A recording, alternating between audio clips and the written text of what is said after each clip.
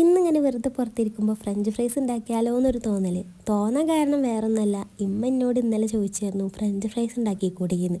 അതും കൂടി കേട്ടപ്പോൾ ഞാൻ വിളിച്ചു ഇന്നൊരു ഫ്രഞ്ച് ഫ്രൈസ് ഉണ്ടാക്കാന്ന്. എന്നിട്ട് ഞാൻ വേഗം അടുക്കളയ്ക്ക് പോയി. അപ്പം നമ്മൾ ഉദ്ദേശിച്ച സാധനം ഇവിടെ ഉണ്ട്. എന്ത് ഉരുളക്കിഴങ്ങ്.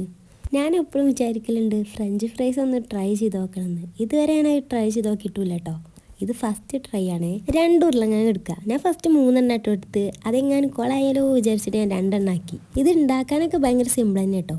2 ഉരുളക്കിഴങ്ങ് കഴുകി വൃത്തിയാക്കിയിട്ട് അതിൻ്റെ തോലൊക്കെ കളഞ്ഞിട്ട് ഫ്രഞ്ച് ഫ്രൈസിൻ്റെ ഷേപ്പിൽ കട്ട് ചെയ്തിട്ട് എടുക്കുക. എന്നിട്ട് ഉരുളക്കിഴങ്ങ് ഒരു തണുത്ത വെള്ളത്തിൽ 5 മിനിറ്റ് എന്നിട്ട് ഒരു പാത്രത്തിൽ വെള്ളം ചൂടാക്കാൻ വെക്കുക. ചൂടായ അതിൽ കുറച്ച് ഉപ്പ് ഇട്ട് കൊടുക്കുക. അതിന് ശേഷം ഉരുളക്കിഴങ്ങ് അതിലിട്ട് കൊടുക്കുക.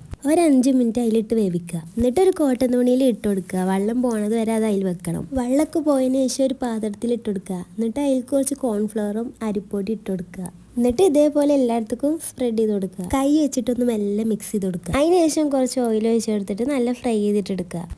അങ്ങനെ എല്ലാതും ഫ്രൈ ചെയ്തെടുത്തിട്ടുണ്ട്. എന്നാൽ പിന്നെ എല്ലാവരും പോയി ഉണ്ടാക്കിക്കോളിയും. സംഭവം അടിപൊളിയായിട്ടുണ്ട്. എന്തായാലും ഫ്ലോപ്പ് ആവുമൊന്നുമില്ല. അപ്പം ഇത്രയേ ഉള്ളൂ. അടുത്ത വീഡിയോയിലാണ്. ബൈ.